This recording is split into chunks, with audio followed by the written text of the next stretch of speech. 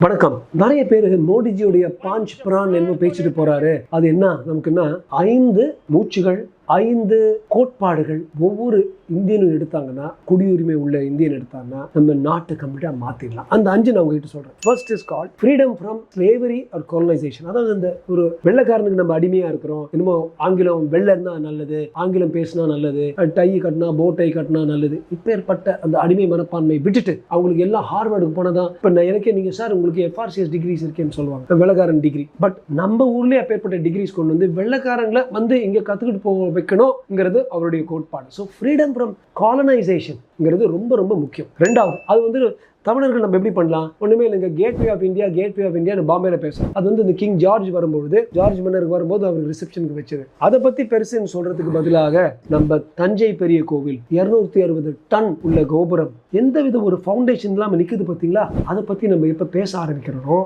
அப்ப வந்து ஒவ்வொரு தமிழனும் அவர் சொன்ன அந்த முதல் விஷயத்த டீகாலனைசேஷன் பத்தி சொல்லுவாங்க. ரெண்டாவது, பாரம்பரியத்துக்கு வந்து என்ன மாதிரி இதுன்னா, நம்மளுடைய பாரம்பரியத்தை நம்ம மறக்கக்கூடாது. நம்ம குயவர்கள் பண்றாங்களா, நம்மளுடைய பானைகள் பண்றாங்க, அந்த பானைகளுக்கு வந்து ஒரு வழிவகுக்கணும். காதி கிராமில் நம்ம காதியில பண்றோமோ அதுக்கு ஒரு வழிவகுக்கணும். நம்ம பாரம்பரியத்தை எவ்வளவு நம்ம வளர்க்குறோமோ, நம்ம இந்தியாவுக்குன்னு ஒரு பாரம்பரியம் இருக்கு, அதை நம்ம மறக்க வேணாம். இதனாலதான் இந்த புது கல்வி திட்டம் பார்த்தீங்கன்னா, நியூ எஜுகேஷன் பாலிசியில கூட நம்ம தாய்மொழியில தான் 8 வயசு வரைக்கும் கம்பல்சரியா எல்லாம் படிக்கணும். நம்ம பாரம்பரியத்துல ABCD படிக்கிறதுக்கு பதிலாக அறம் செய்ய விரும்பு, ஆறுவது சினம்னு நம்ம படிக்கணும். இது ரெண்டாவது. மூணாவது அவர் சொல்லியிருக்காரு, great men and arts and cultures. அதாவது தியாகிகள், நமக்காக வாழ்ந்த தியாகிகள். இப்ப வாவு சிதம்பரம் பிள்ளைன்னா எல்லாருக்கும் தெரியும், ஆனா ஒரு அஞ்சலி அம்மாள்னா அவ்வளவு பேருக்கு தெரியாது. அஞ்சலி அம்மாள் யாரு?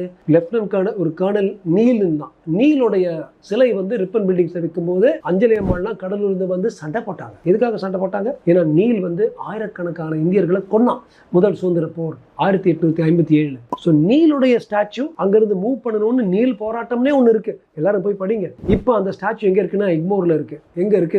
எக்மோர்ல இந்த கவர்மெண்ட் மியூசியம் இருக்குல்ல, ஓரம் கட்டி ஒரு இடத்துல வச்சிருக்காங்க. அப்படி சண்டை போடுறாங்கல்ல, அப்பேற்பட்ட தியாகிகள் அஞ்சலி அம்மாள். அது போல 1008 ஜம்புலிங்க முதலியா இருக்காரு, தீர்த்தகிரி முதலியா இருக்காரு, வாவு சிதம்பரம் பிள்ளை இருக்காரு, வீரபாண்டிய கட்டபொம்மன், பூலித்தேவர். எல்லாருக்கும் தெரியணும், 4 பேருக்கு தெரிஞ்சு பத்தாது. பூலித்தேவர்னு கேட்ட ஒவ்வொரு குழந்தை எப்ப சொல்லுதோ அப்ப நம்ம பாரம்பரியமும் நம்ம தியாகிகளையும் நம்ம மறக்கலன்னு அர்த்தம். அதே அந்த மூணாவதுல 2வது பாயிண்ட் அவர் சொன்ன நமது கலைகள், ட்ரெடிஷனல் ஆர்ட்ஸ் அண்ட் கல்ச்சர்ஸ். ரொம்ப சந்தோஷமா இருந்துச்சு. என்னன்னா, நம்ம சென்னை ஏர்போர்ட்ல இறங்கினா இதுக்கு வந்து மாநில அரசுக்கும் ஒரு கும்பிடு போடணும், மத்திய அரசுக்கும் ஒரு கும்பிடு போடணும். ஏன்னா நம்ம சென்னை ஏர்போர்ட்ல இறங்கினா சிலம்பத்தை வச்சிருக்காங்க, சிலம்ப போட்டோ இருக்கு, சந்தோஷமா இருக்கு. அதே போல அங்கிருந்து வண்டியில வந்து ஏர்போர்ட்ல இருந்து விமான நிலையத்திலிருந்து வரோம் நம்ம தலைநகரத்துக்கு வந்துட்டே இருந்தா வழியில பாத்தீங்கன்னா வீரபாண்டிய கட்டபொம்மனோட படம் இருக்கு, சிலம்பம் பண்றாங்க, கரகாட்டம் ஆடுறாங்க, இதெல்லாம் படத்துல போட்டிருக்காங்க. நம்மளுடைய பாரம்பரியத்தை நம்மளுடைய கலைகளை மறக்கவே கூடாதுங்கிறது இந்த பாஞ்ச் பிரான்ல இருந்தது.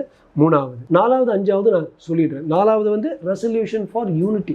நாம் எல்லோரும் ஒன்று, ஒரே ஒரு பாரத நாடு. அட இப்ப இருக்கிற இந்தியா மட்டும் இல்ல, உலகமே பாரதம், வாசுதெய்வ குடும்பகம் நம்ம நினைக்கிறாங்க. அதுக்கு நான் 2-3 சின்ன உதாரணங்கள் கொடுக்குறேன். ஹைதராபாத்துக்கு போயிருந்தேன். அப்ப பாத்தீங்கன்னா பெரிய கட் அவுட். யாருதுனா கட் அவுட்னு பார்த்தா தலைவருது, ஜெயிலர் படம் கட் அவுட்.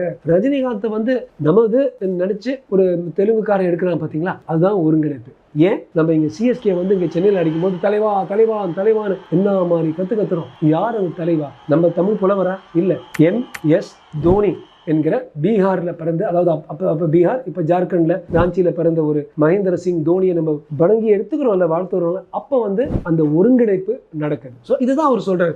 நம்பர் 4. கடைசியா சிவிக் டியூட்டிஸ். நமது கடமை, ஒவ்வொருத்தனுக்கும் ஒரு குடியுரிமை கடமை இருக்கு. இதுதான் ஸ்வச் பாரத். நான் வந்து அந்த காலத்துல நம்ம ஏர்போர்ட்ல இருந்து இறங்கி வந்தாலே நிறைய புளிமரம் இருக்கும். அந்த GSTல நிறைய பேர் அங்க சிறுநீர் அடிச்சிட்டு இருப்பாங்க. யாருன்னா துபாயில, சவுதியில இருந்து வந்து இறங்குறாங்க. சுதந்திரத்தை அவங்க காட்டணும். நம்ம சுதந்திரமா புளிய மரத்துல வந்து அமெரிக்கா, ஆஸ்திரேலியான்னு மேப்பை போட்டுட்டு இருப்பாங்க. அது இல்லாம இப்ப ஒவ்வொரு இடத்துலையும் கழிவறைகள் வந்துருச்சு. ஒவ்வொருத்தரும் நம்ம வந்து நம்ம நாடு அதை ஒழுங்கா வச்சுக்கணுங்கிறத, ஸ்வச் பாரத், நம்ம பாரத்தை வந்து கிளீனா வச்சிருக்கிறோங்கிற கிளீன் பாரத்ங்கிற ஒரு ஃபீலிங் கொண்டு வந்தா 5வது. இந்த 5வது விஷயம் தான் அண்ணாதுரையும் சொன்னார். கடமை, கண்ணியம், கட்டுப்பாடுங்கிறது ஒவ்வொரு தமிழருக்கும் இருந்தா எவராலையும் தமிழர்களை அடிக்க முடியாது. இந்த 5 கோட்பாடுகள் தான் பாஞ்ச் பிரான்னு பிரதமர் சொல்லியிருக்காரு. என்னமோ அவர் ஹிந்தியில சொல்லிட்டு போறாருன்னு நம்ம ஆட்கள் நினைக்கூடாது தான் சொன்னேன். வணக்கம், ஜெய் ஹிந்த்.